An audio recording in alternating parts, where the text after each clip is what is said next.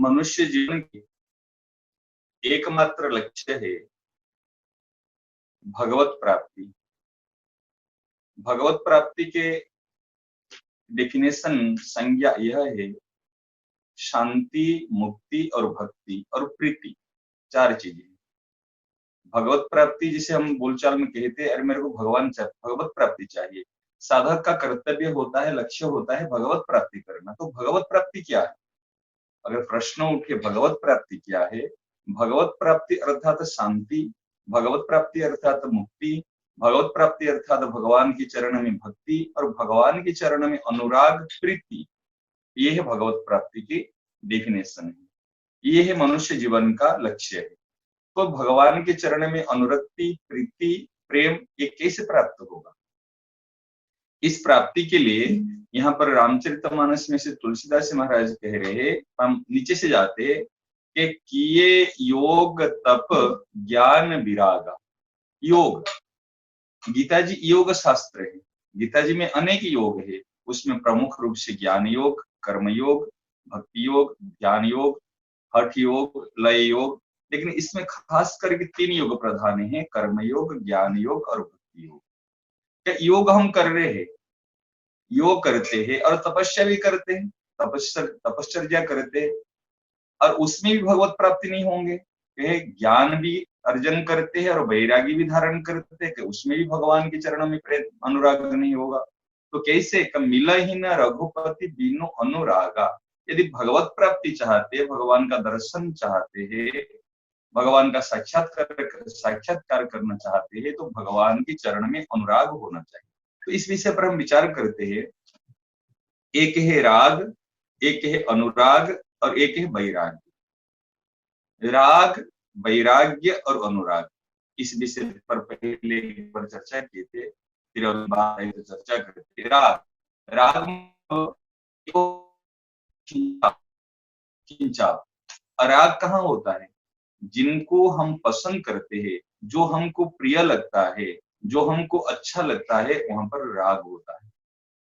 और जो हमको अच्छा नहीं लगता, जो हमको भाता नहीं है, प्रिय नहीं लगता, हमारे मन की अनुकूल नहीं होता, वहां पर हमको द्वेष होता है। राग और द्वेष एक दोनों बंधन है। इंद्रिय से अर्थे राग द्वेष तो व्यवस्थित हो। ये इंद्रिय से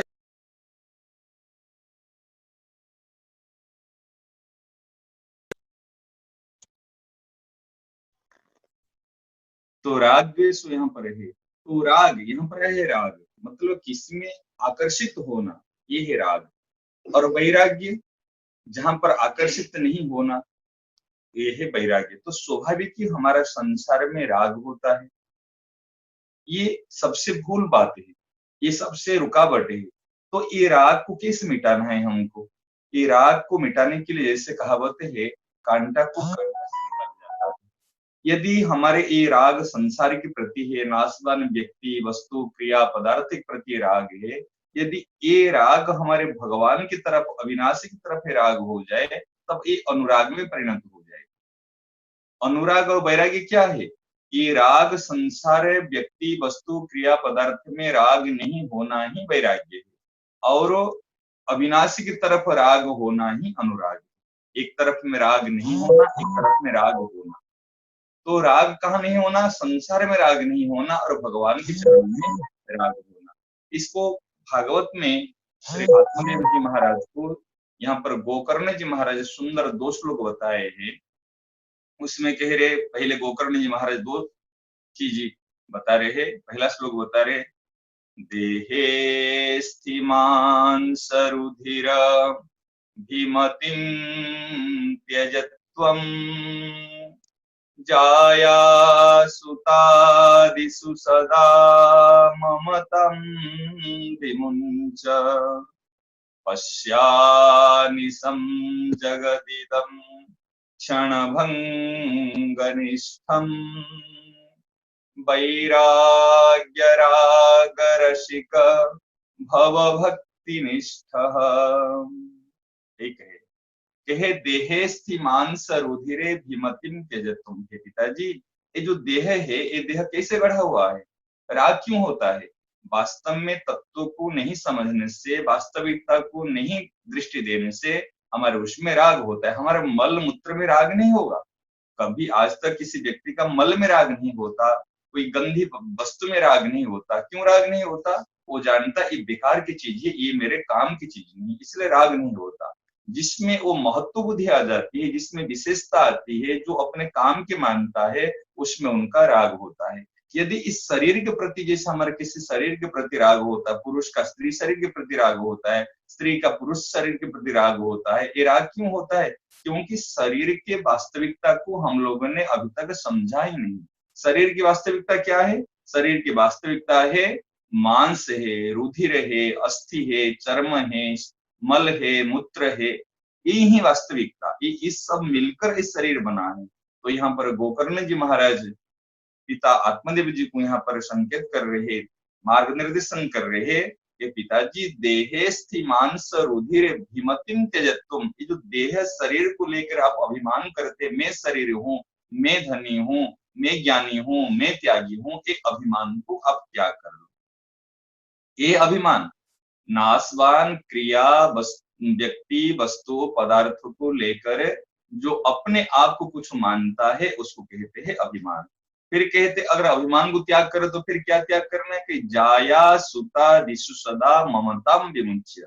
जाया पत्नी, सुता पुत्र आदि, घर संपत्ति, पुत्र पत्नी स्त्री, इसमें जो ममता है, जो मेरा मेरा कहते, इसको भी आप विमुंच, इसको छोड़ दीजिए, इसको छोड़ दीजिए। क्यों? देखो ममता, त्रिकाल में मैं शरीर नहीं हूं और त्रिकाल में शरीर और संसार मेरा नहीं है।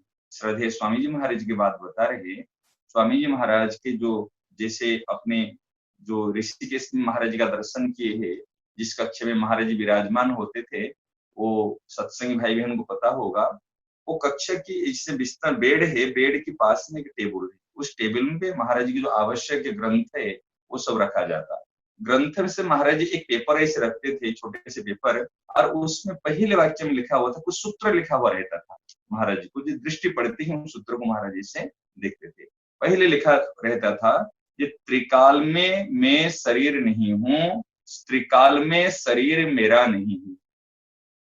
त्रिकाल में, त्रिकाल विचार करो, त्रिकाल वर्तमान है, वर्तमान अतीत और भूत, वर्तमान है, अतीत है और भविष्य है, शरीर भविष्य है, ये तीनों है त्रिकाल। अतीत में शरीर और संसार मेरा नहीं था, और वर्तमान भी मेरा नहीं है, और भविष्य में भी नहीं रहेगा। ये त्रिकाल में शरीर और संसार मेरा नहीं है। और एक बात महाराज पढ़ते हैं, बिल्कुल यूं स्थिति हो जाती थी महाराज की, बिल्कुल ऐसे तटस्थ, बिल्कुल गंभीर हो जाते, समाधि लग जाती थी। हम सोचते थे महाराज की स्थिति कैसे होती, एक सेंटेंस पढ़े और बिल्कुल समाधिस्थ ऐसे हो जाती थी। त्रिकाल में आप देखो, हजार टेंशन में हो, कुछ भी हो, लेकिन एक वाक्य में आपकी सारी निवृत्ति हो जाएगी। त्रिकाल में शरीर और संसार, एक शरीर है और ये संसार है जो दिख रहे नाशवान संसार है, ये ना मैं हूं ना मेरा। तो फिर टेंशन किस बात की? महाराज जी देखे, हम स्वचक्षु से देखे है, आंखों से देखे, महाराज जी सेंटेंस पढ़ते ही बिल्कुल ऐसे हो जाते थे। तो कहते यहाँ पर आत्मदेव जी को, यहाँ पर पिताजी को गोकर्ण महाराज यहाँ पर उपदेश दे रहे हैं कि देहेस्ति मांस रुधिरे भीमतिम त्यजत्वम जाया सुता दिशु सदा ममताम विमुंच्य। फिर क्या कहते कि पश्या निशम जगदिदम क्षणभंग निष्ठम। हे पिताजी, इसको पश्य, पश्य माने अनुभव करो, हम तो देख रहे। पश्य शब्द संस्कृत में अनुभवात्मक है, अनुभवने के लिए प्रयोग किया गया है। या पश्यति सपश्यति, जो देखता है वो वास्तव में देखता है, पश्यति माने अनुभव करता है, वो वास्तव में अनुभव करता है।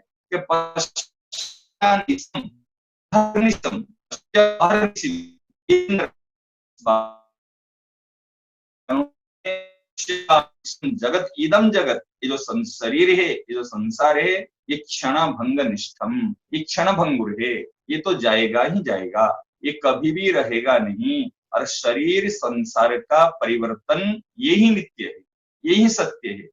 यदि भगवान के चरण में हम अनुराग को प्राप्त करना चाहते हैं तो हमको वैराग्य प्राप्त करना जरूरी है। बिना वैराग्य के अनुराग टिकेगा नहीं, अनुराग आएगा नहीं, और आएगा तो टिकेगा भी नहीं।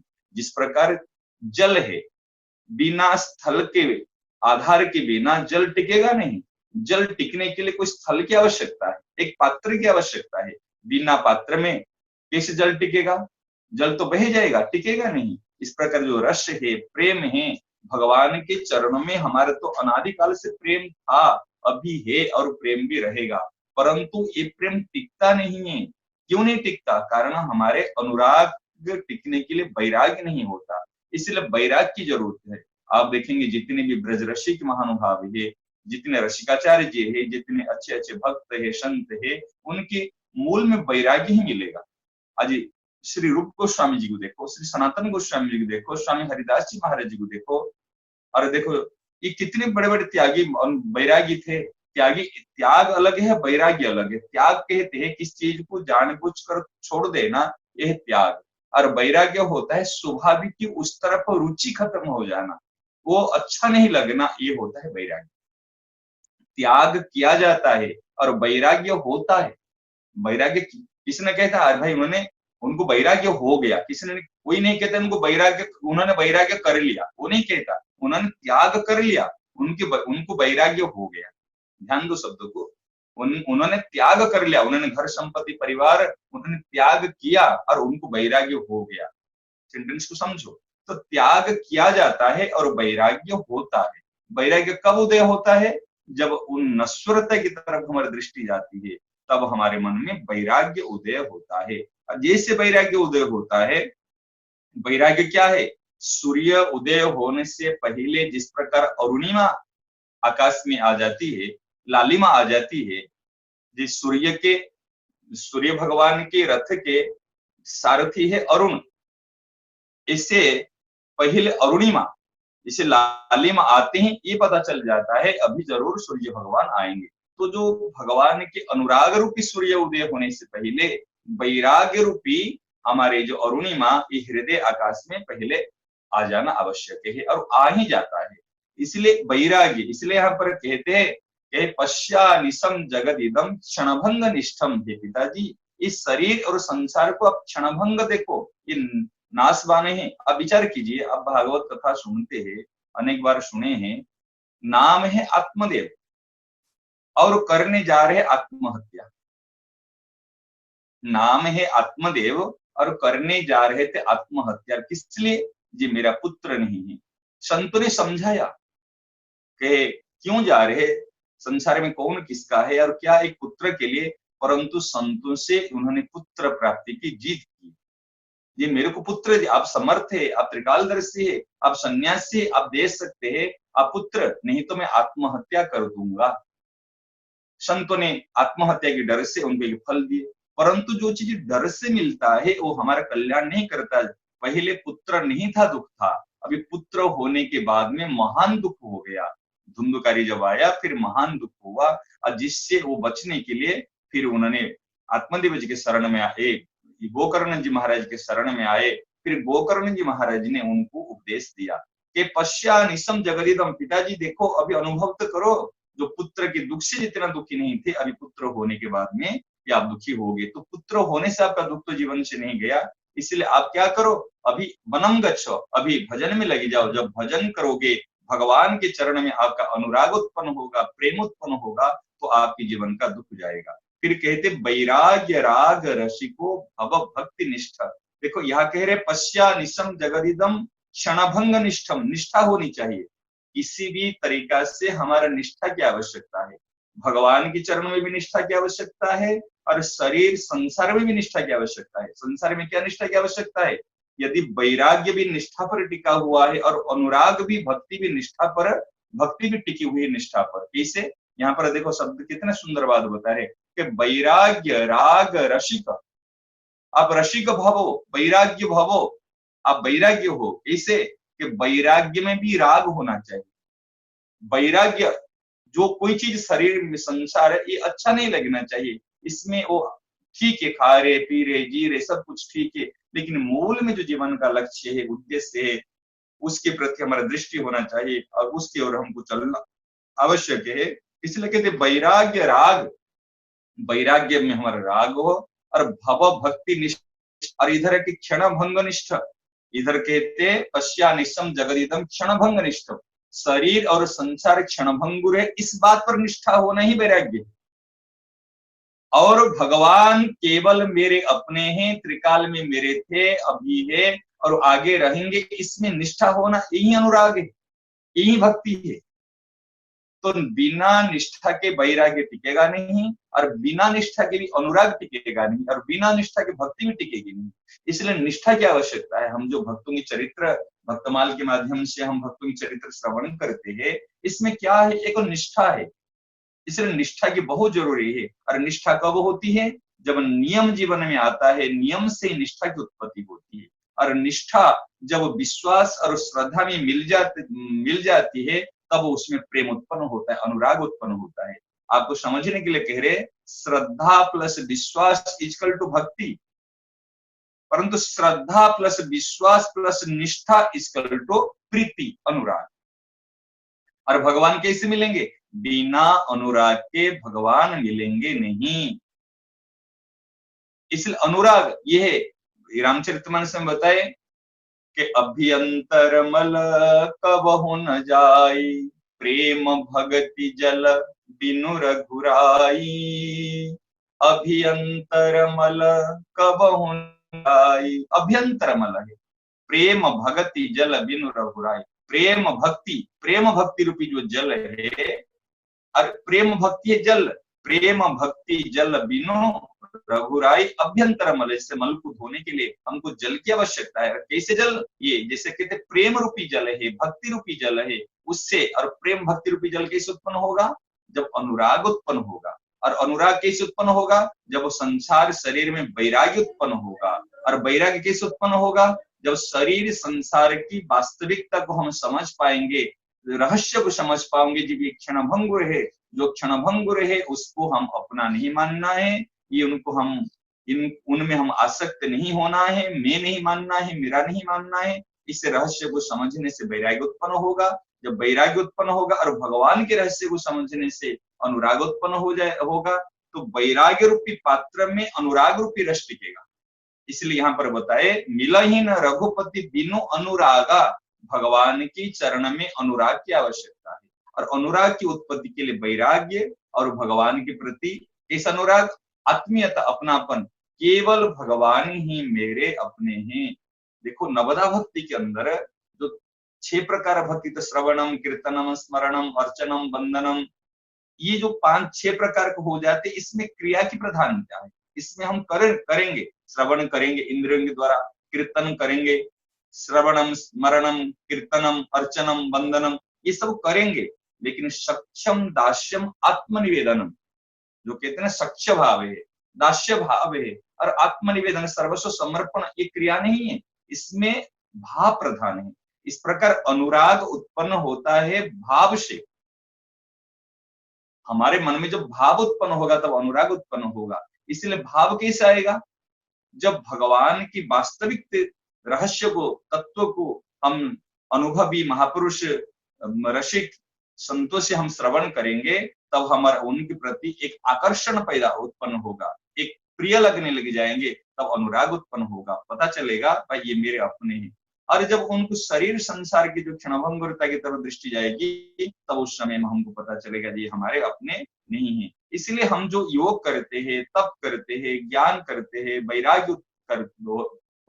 वैराग्य होता है, ये ठीक है, लेकिन भगवत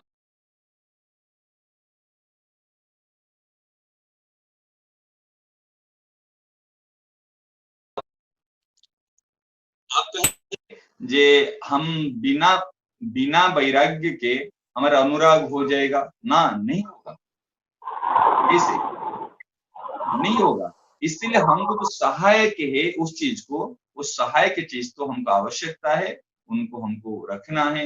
इसलिए अनुराग के लिए भगवान के प्रति अपनापन की आवश्यकता है। केवल भगवान ही मेरे अपने हैं। एक स्वामी जी महाराज जी ने जो बात कही है, एक बार सरल हृदय से दृढ़ता पूर्वक स्वीकार कर लो, ये अनुभव करना है हमको, ये मैं केवल भगवान का ही हूँ और केवल भगवान ही मेरे अपने हैं।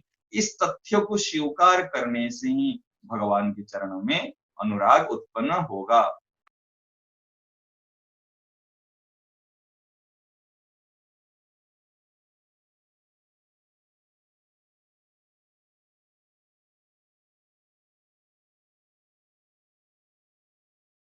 हमारे वाल्मीकि रामायण में एक सुंदर बात बताए है। यहाँ पर श्री राम जी का वचन है,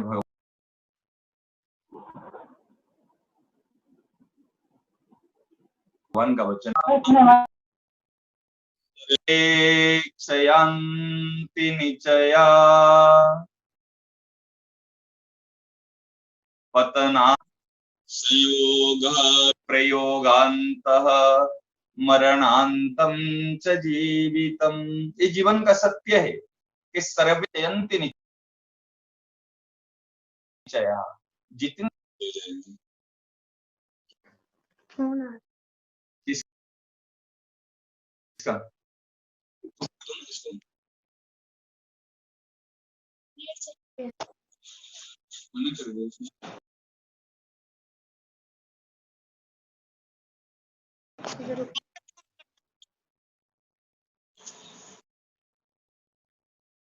सर्वे क्षयन्ति निचया